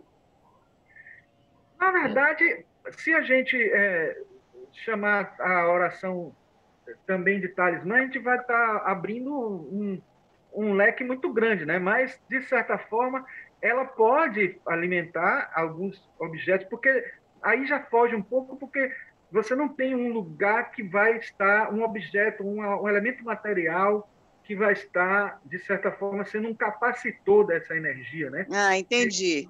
Então, você mesmo, a própria oração já está fazendo. Agora, você pode fazer com a oração de proteção, fazer um objeto se transformar em um amuleto, em um talismã, porque você vai estar impregnando ele dessa energia. Não posso garantir quanto tempo vai durar essa energia, mas ela dura bastante tempo. Né? Nós temos uma oração de proteção, que é da bem-amada presença divina.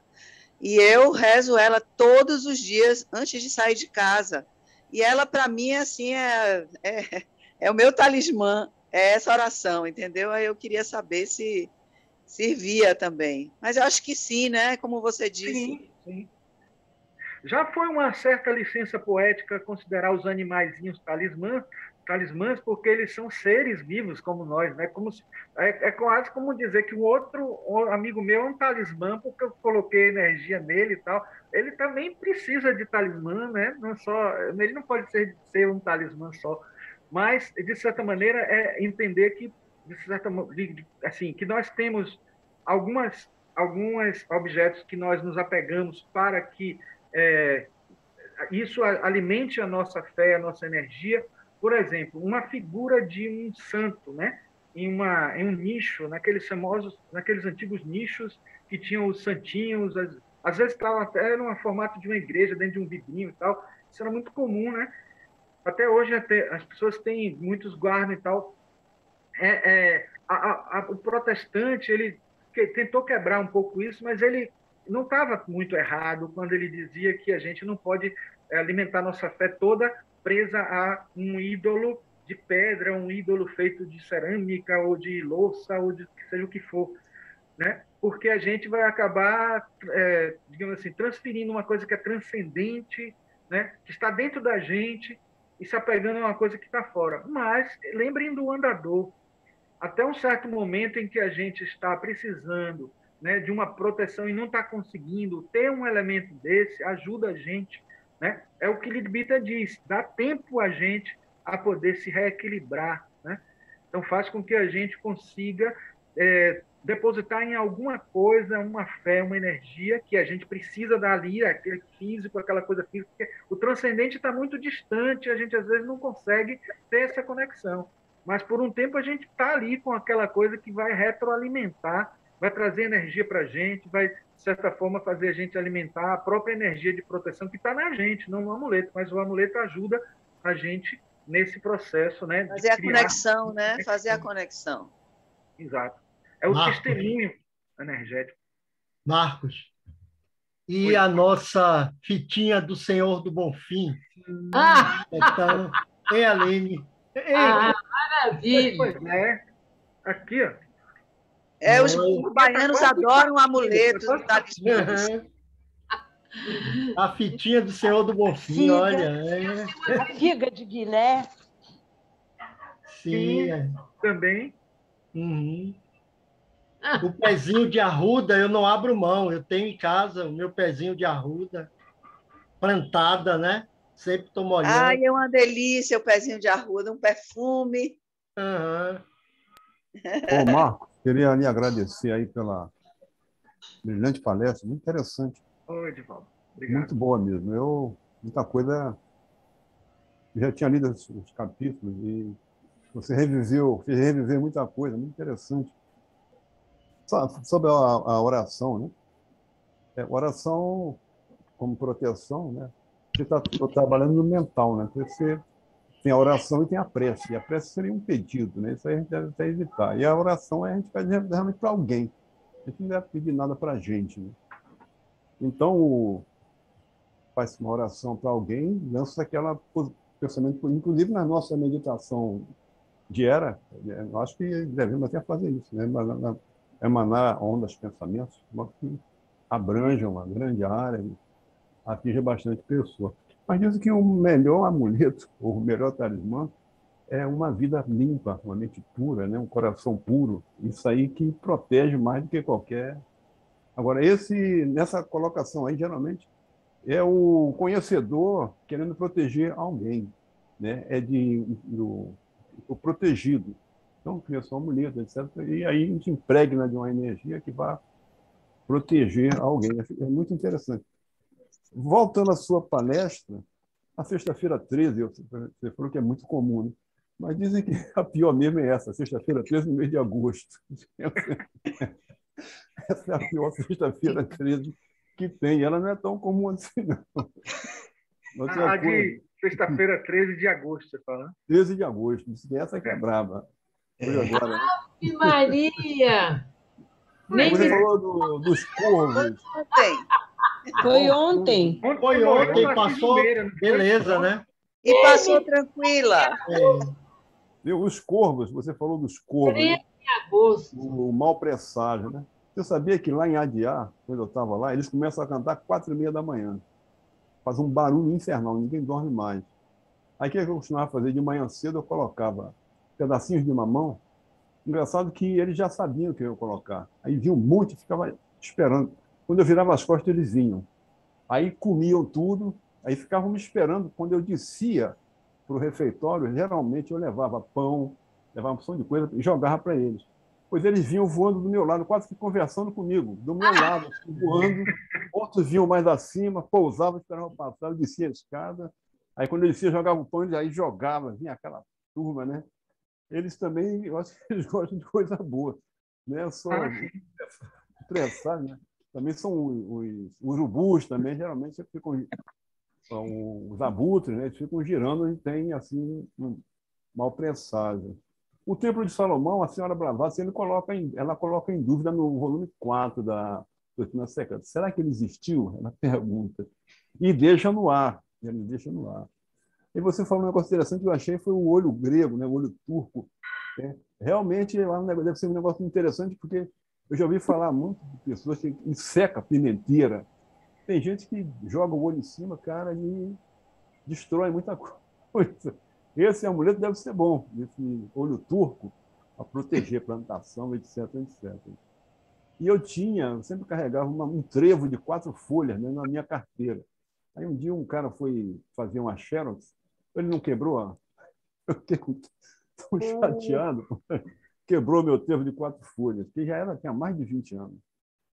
E eu também lembrei aqui de outro que o pessoal usa muito, é o pé de coelho. Aí eu queria te lembrar também.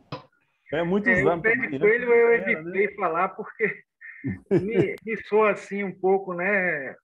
Antinatural, essa coisa de, né? Antiecológico. Ecológico.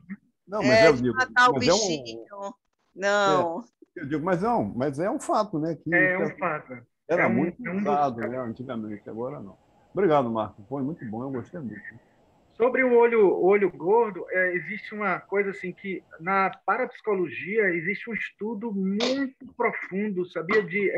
Eles chamam de psicobolia. Eu até procurei esse termo hoje, né? Que tem num dicionário de parapsicologia que eu tenho antigo, mas nos dias de hoje já existe esse termo utilizado para uma doença, né? Psicobolia. Mas a psicobolia, estudada pelos parapsicólogos, é o estudo justamente dessa influência. O Rupert Sheldrake, ele estuda muito esse olho mal olhado, né? Mal olhado. Ele é uma das coisas que ele estuda. Eu falei, ele estuda aquela coisa, a sensação de estar sendo observado e o olho mal olhado, porque ele tem uma teoria muito interessante sobre o olhar, porque ele diz que o olhar não é só um raio, digamos assim, se transmitindo do objeto para o olho. Ele é um raio transmitindo do olho para o objeto. É como se fosse o éter, né? A aura etérica da gente, que vai lá, enxerga e volta. Então, ele tem essa teoria, e essa teoria que ele defende com várias experimentações. Então, a sensação de estar sendo observado, ele diz que nada mais é do que essa energia chegando à pessoa, a pessoa sentindo e depois voltando para a pessoa lá. E a física quântica, que diz que quando você interfere no objeto, ele diz que são os campos mórficos da visão atuando sobre a matéria, indo e voltando. Então, o olho gordo também é isso, porque se você olha com inveja, com energia negativa ali, mesmo sem falar, olhando para alguma coisa, você vê uma plantinha bonitinha lá, pô, que plantinha bonitinha, queria ter daquela lá em casa, aí vai lá, daqui a pouco ela está morta. Então, é esse olho mesmo da pessoa indo lá e voltando. Entendeu? E você tocou nesse assunto antes, quando você falou da joia, né? Quando é usada como ostentação, adorno. Achei ótimo. Cria, né, inveja, quer dizer, Isso. o efeito contrário, né? Justamente do que o amuleto passa a ser, o talismã passa a ser um objeto contrário. Você falou sobre isso, estou só lembrando, muito interessante. Interessante, Agora eu preciso arrumar um talismã que me permita fazer a palestra no tempo certo, de 50 minutos, porque eu nunca consigo. Viu, Marcos? Até por falar nisso. Fale. Fernando. Quais são os amuletos? Você, como estudioso, né? A gente fica curioso em saber que tem milhares, né? Dezenas, né? Você, como estudioso, qual que você, digamos assim, tem mais familiaridade ou que você tem? Eu vejo que tem vários objetos aí na tua estante ali, né? Alguns parecem até, de certa forma, um talismã, né? Só por curiosidade. Eu, na verdade, tenho esse aqui, que é o olho grego, né? E eu fiz... Ele foi que eu usei para fazer experiência com é porque eu não estou com o meu pêndulo. Com o pêndulo, né? Eu usei ele para fazer a experiência e poder até dar uma resposta melhor da energia dele, né? Então, eu usei esse pêndulo egípcio, né? Para analisar essa energia do olho grego, né? Então, eu usei ele e usei os outros pêndulos de cristal e tal. Eu tenho usado, ultimamente, muito o vaporizador incenso como um instrumento, né? E isso eu tenho percebido resultados impressionantes, sabe? Impressionantes mesmo. Como isso... bom, gosto de usar música. Tenho também aqui uma tigela tibetana, que ela também faz um efeito, né? Através do som, emanando. Bacana, legal. Muito obrigado pela apresentação, né, do teu estudo. Acho bem interessante, né? Gonzaga, você está falando de onde? Estou falando de Curitiba. Curitiba. Eu perguntei por causa do Né. Interessante, né? Daí para baixo o pessoal usa muito. Você está onde? Salvador. Tá um frio aqui, aí deve estar gostoso. Eu estou vendo você de camiseta. Você está agasalhado, Valeu, pessoal. Eu também tenho um anel Atlante, né? Eu fiz uma experiência com o anel Atlante que eu comprei lá em Brasília, naquela LBV, e aí eu fiz experiência de botar em todos os dedos para ver que efeito tinha. Passei um tempo em cada dedo a ele, né? E fiz essa experiência, entendeu? Então, assim, eu tenho feito ao longo do tempo, porque eu trabalho com radiestesia, né? Trabalho radiestesia aplicada à arquitetura, né? E aí eu fiz essas experiências ao longo de algum tempo aí e tal. Então, de alguma forma, esse tema eu trouxe para poder voltar a estudar esse assunto, né? E trazer um pouco dessa experiência que eu já tive, né? Ô, Marco, uma pergunta. Você conseguiu sentar sob aquele cristal enorme que tem lá no domo? Lá na LBV?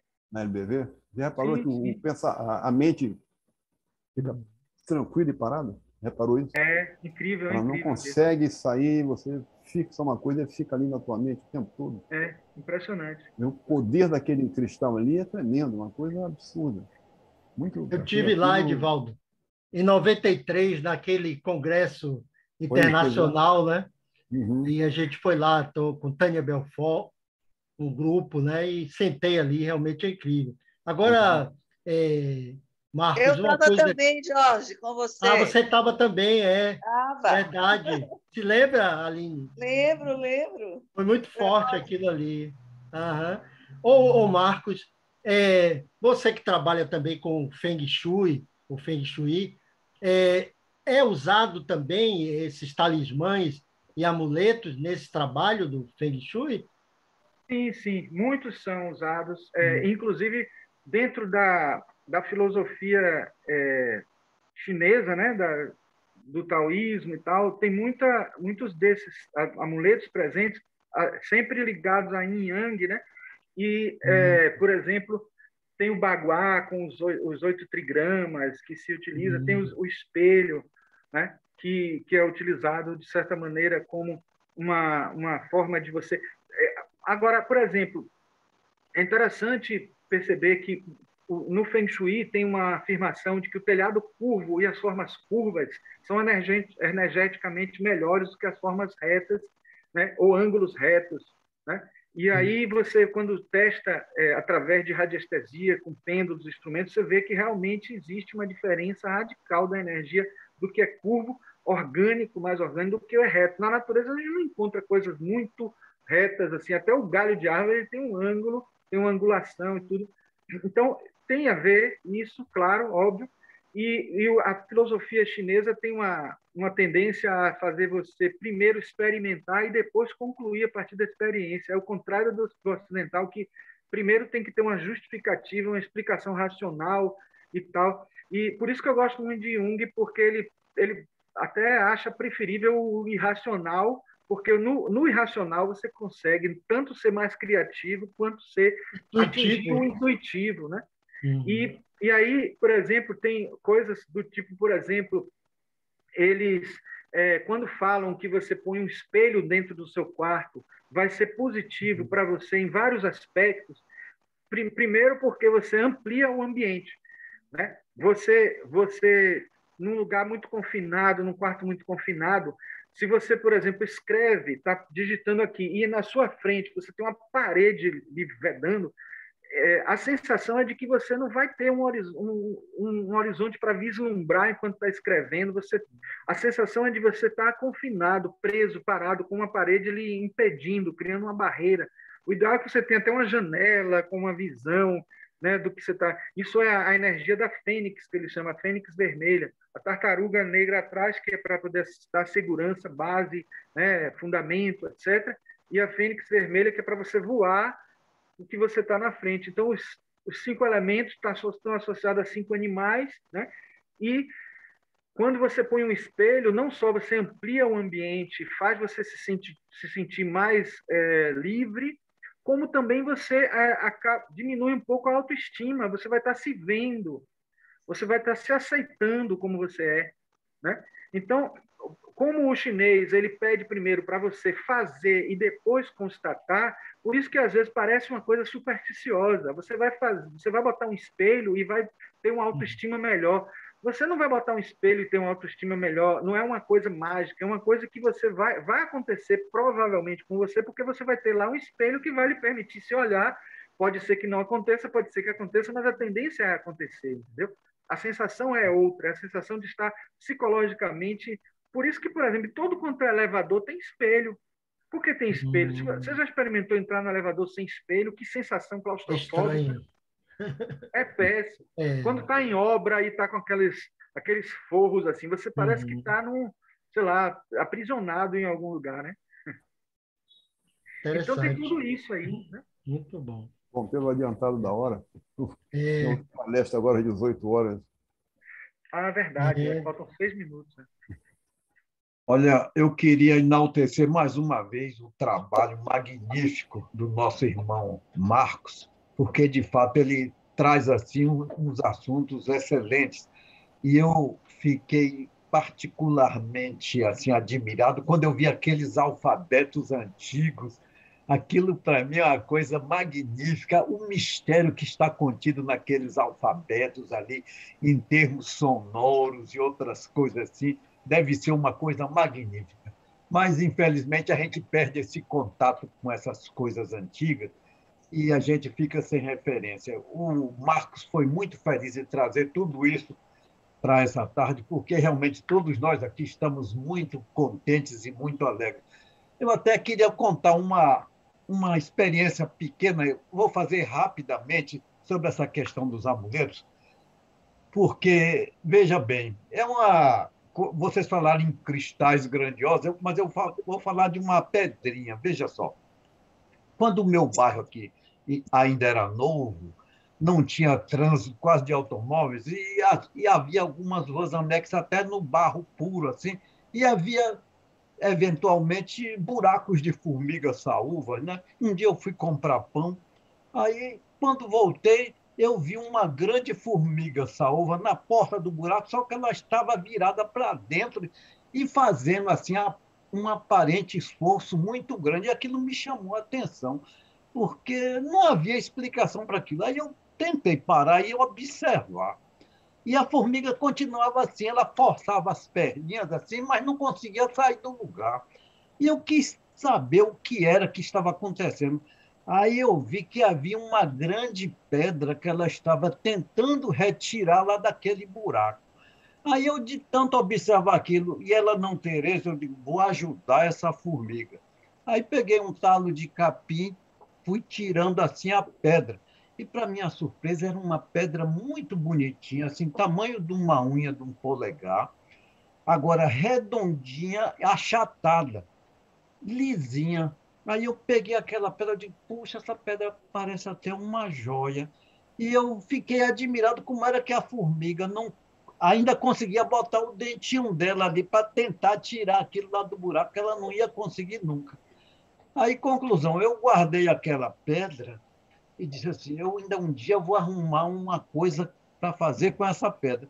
Só que eu botei lá numa cristaleira, tinha um cálice lá, eu botei e tal, e passou algum tempo, a minha mulher, eu acho que arrumando aquilo ali, eu acho que ela, de vez em quando, fazia limpeza, não sei o quê, aí sumiu com a pedrinha, sabe? Mas eu pensando bem, aquela pedrinha poderia ser um ótimo amuleto para estimular a vontade, tá certo? Porque aquela formiga estava naquele empenho todo em tirar aquele obstáculo lá de dentro do buraco e não conseguia, tanto que eu ajudei a fazer isso. Mas eu, quando penso nessa pedra, eu penso no empenho daquela formiga em tirar aquela pedra. E quando eu descobri que ela era bonitinha, redondinha e que poderia servir para alguma coisa, eu acho que era um amuleto aí para exercitar a vontade, viu, Marcos? Uma coisa Já assim. serviu como amuleto para você, já. Com certeza, porque eu nunca me esqueci desse fato, viu? Foi excelente. Oh, Afrânio, não era uma pedra, era um seixo. Era um seixo, é. Era um seixo. Você sabia, o seixo você sabe, né? É uma pedra que, durante milhões de anos, ela vai rolando, rolando, ela vai alisando e vai achatando. Você sabe que Exatamente. lá em Brasília, lá no Instituto Teosófico, onde tem o templo, você encontra seixos, significa que ali já foi água, mar.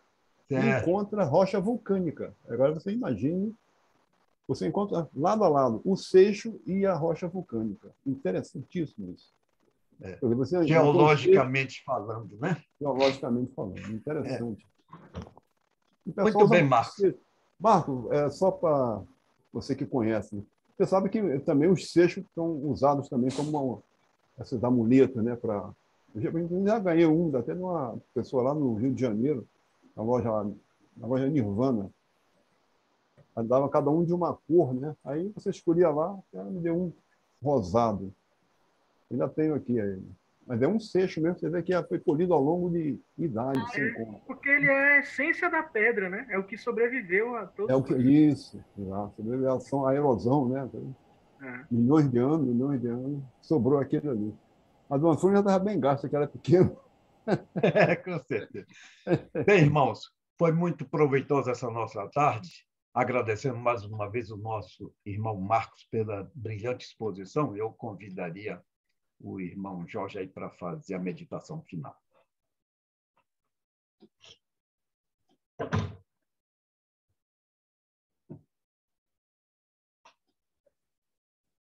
O microfone está fechado, velho. Obrigado, Edivaldo. Então, como fizemos na abertura, vamos nos colocar numa posição confortável, né? Só queria lembrar que semana que vem não tem palestra. Tem, Perfeito. sim. É bem lembrado, Edivaldo. É o nosso irmão Edivaldo que vai estar nos brindando aí na sexta-feira, né? Sexta? Olha aí o tema, Edivaldo. É sexta-feira? Ou, Mudou? desculpe, sábado, próximo sábado. Cada Diga um aí. é grande. Sábado, né? Cada um é grande no lugar que está.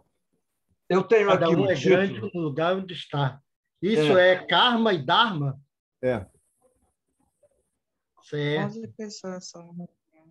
Então, karma e dharma com o irmão Edivaldo no próximo sábado, no mesmo Do ponto de horário, vista né? do Então, Karma Yoga. Karma Joia. Yoga. Isso. Joia. Beleza. Então, estamos todos convidados e convidados a convidar. Cadê Cláudio? Não está aí, né? Não. Então, voltemos ao nosso momento de encerramento, agradecendo pelos ensinamentos trazidos pelo irmão Marcos Queiroz, que eles possam ser mais setas na nossa caminhada. Ó vida oculta que vibras em cada átomo. Ó luz oculta que brilhas em cada criatura. Ó amor oculto que tudo abranges na unidade. Possa todo aquele que se sente uno contigo saber que por isso mesmo é uno com todos os outros.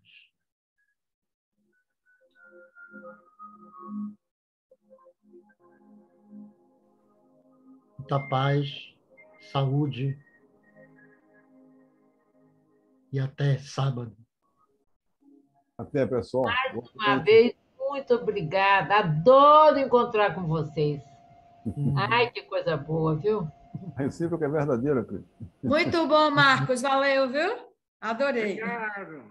Tudo de bom. Tem Um Manuel abraço, um beijo agora. para todos. Cristina Oi. Raimundo, tem Manuel É. agora. Ah, é Às verdade. 18 horas. 6 horas, é. Isso. Sobre maçonaria. É, Né? É um tema muito bom. é. Espiritismo. E hoje tem... Oi? Dá licença, às 6 horas agora na Sociedade Teosófica? Isso. Exatamente. Ah, obrigada. Agora o tema é maçonaria. Eu não me lembro exatamente agora o tema todo. Vou Mas... desligar a gravação aqui, viu? Ah, Tá bom. Obrigado, Fernando. É a palestra pública